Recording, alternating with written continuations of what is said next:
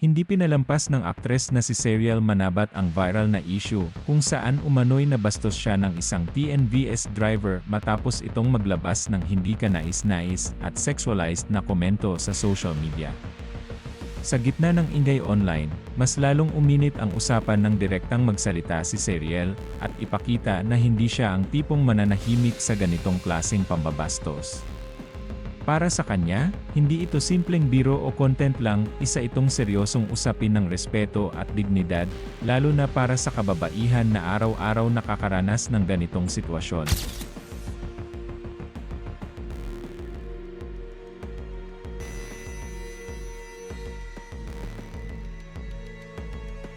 Ayon kay Serial, ngayon niya lang nakita ang naturang post. Pero malinaw ang kanyang paninindigan, hindi ko yan papalagpasin. Para sa kanya, hindi dapat ginagawang aliwan ang ganitong klase ng asal. Ibinahagi rin niya kung gaano siya nagulat dahil isang normal na araw lang iyon para sa kanya, papunta siya sa trabaho, maayos makipag-usap, at naging magalang sa driver. Sa katunayan, nagpakita pa siya ng kabutihan sa pamamagitan ng pagpayag magpa-picture at pagbibigay ng tip, ngunit sa huli, kabaligtaran ang kanyang natanggap.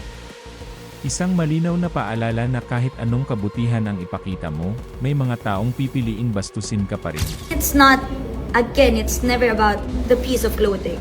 Nakapantrabaho ako. Maayos ko siyang kinausap. As far as I could remember, ang bait-bait ko sa kanya. Nag-tip pa nga ata ako kasi nahiya ako pag may pinaghihintay akong tao. So, wow.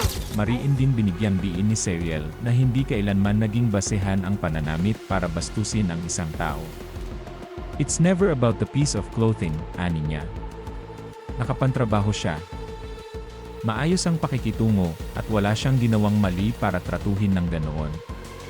Sa kanyang mga salita, ramdam ang bigat ng emosyon, ang pagkadismaya, galit, at higit sa lahat, ang determinasyong ipaglaban hindi lang ang sarili kundi pati na rin ang iba pang biktima ng ganitong uri ng pambabastos.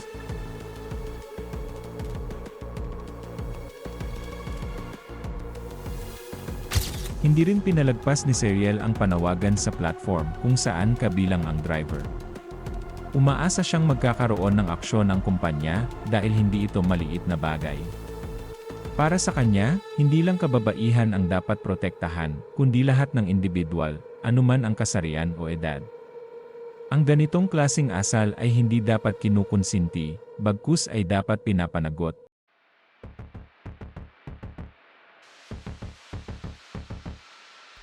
Sa kanyang matapang na mensahe, direkta rin niyang hinamon ang konsensya ng driver.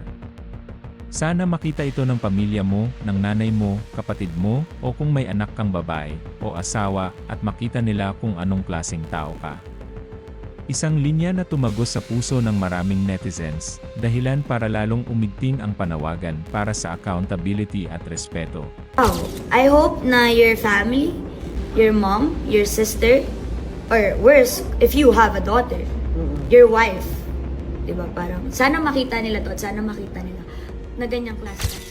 Dahil sa insidenteng ito, muling nabuhay ang diskusyon tungkol sa Safe Spaces Act ORA number 11313 na layong protektahan ang mga tao laban sa gender-based sexual harassment sa pampubliko at online na espasyo. Marami ang naniniwala na maaaring pumasok sa ilalim ng batas na ito ang ginawa ng driver, at dapat itong pagtuunan ng pansin ng mga kinaukulan.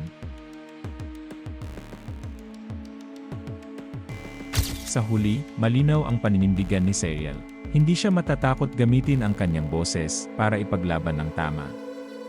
I'll be their voice, anya, isang pangakong hindi lang para sa sarili, kundi para sa lahat ng biktima ng pambabastos. Sa mundong madalas pinapatahimik ang mga naapi, ang kanyang tapang ang nagsisilbing paalala na ang respeto ay hindi hinihingi, ito ay dapat ibinibigay.